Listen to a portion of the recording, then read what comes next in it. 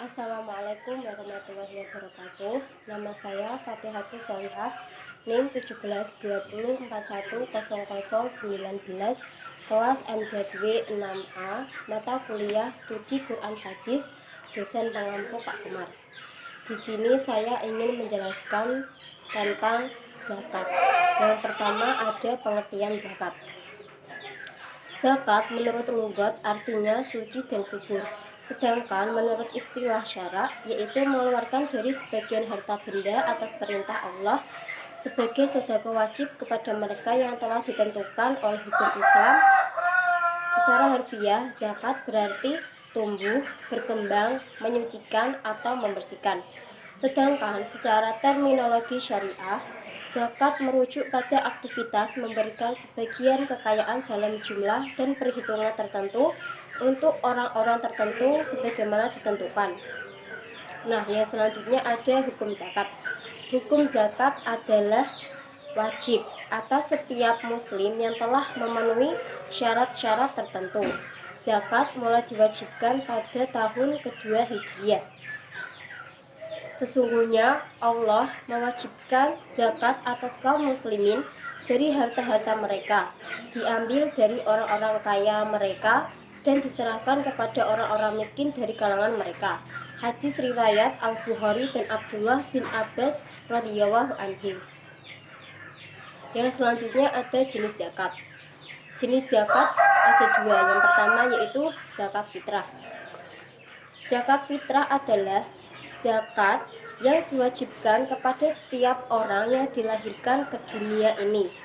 Oleh karenanya, zakat ini bisa juga disebut dengan zakat badan atau pribadi, yang sudah dijelaskan pada Al-Quran surat At-Taubah ayat 103. Zakat fitrah ialah zakat pribadi yang harus dikeluarkan pada bulan Ramadan atau pada hari raya fitrah. Syarat-syarat wajib zakat fitrah yang pertama yaitu Islam. Yang kedua, mempunyai kelebihan makanan untuk sehari semalam bagi seluruh keluarga pada waktu terbenam matahari dari penghabisan bulan Ramadan. Yang ketiga, orang-orang yang bersangkutan hidup dikala matahari terbenam pada akhir bulan Ramadan. Untuk zakat fitrah dari seorang yang makanan pokoknya beras, tidak boleh dikeluarkan zakat dari jagung. Walaupun jagung termasuk makanan pokok, tetapi jagung nilainya lebih rendah daripada beras. Nah, yang kedua yaitu ada zakat mal atau harta.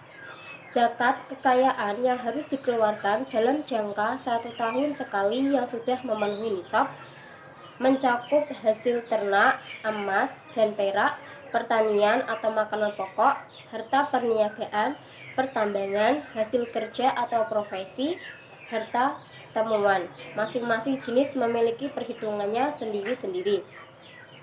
Yang selanjutnya ada benda yang wajib dizakati. Yang pertama yaitu ada binatang ternak.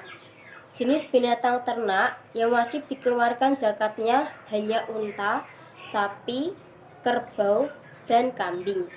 Dasar wajib mengeluarkan zakat binatang ternak ialah diberitahukan oleh Bukhari dan Muslim dari Abu Dzar bahwasanya Nabi SAW bersabda sebagai berikut.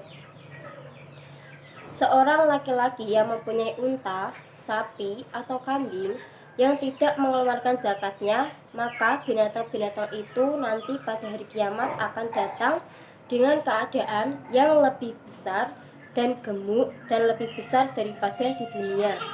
Lalu hewan-hewan itu menginjak-injak pemilik dengan kaki-kakinya.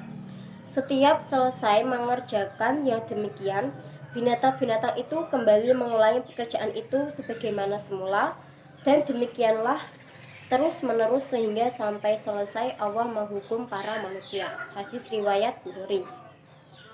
Syarat bagi pemilik binatang yang wajib zakat tersebut adalah yang pertama Islam. Yang kedua, merdeka, seorang hamba tidak wajib berzakat. Yang ketiga, milik yang sempurna. Yang keempat, cukup 1 nisab. Yang kelima, sampai 1 tahun lamanya dipunyai. Yang keenam, digembalakan di rumput yang mubah.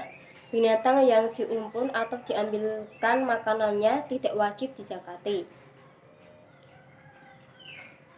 Yang selanjutnya ada nisab.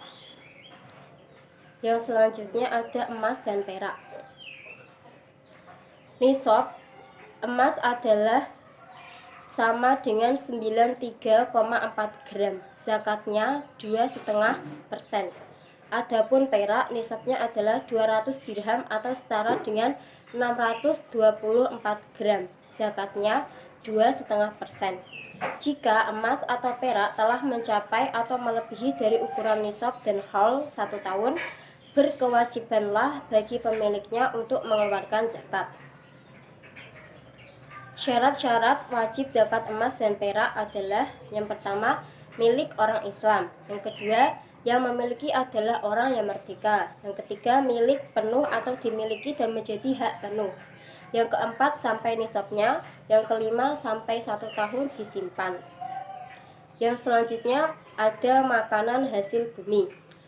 Hasil bumi yang wajib dikeluarkan zakatnya yaitu yang dapat dijadikan makanan pokok seperti padi, jagung, gandum, dan sebagainya.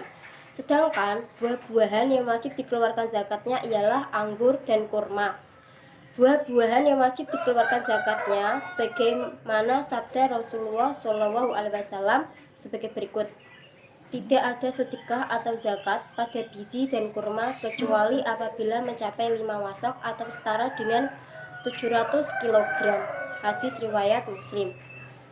Syarat-syarat wajib mengeluarkan zakat hasil bumi. Yang pertama yaitu pemiliknya orang Islam. Yang kedua, pemiliknya orang Islam yang merdeka. Yang ketiga, milik sendiri. Yang keempat, sampai nisabnya. Yang kelima, makanan itu ditanam oleh manusia. Yang keenam, makanan itu mengenyangkan dan tahan lama, disimpan lama. Cukup sekian dari presentasi saya. Apabila ada salah kata, saya mohon maaf yang sebesar-besarnya. Wabillahi taufik walhidayah. Wassalamualaikum warahmatullahi wabarakatuh.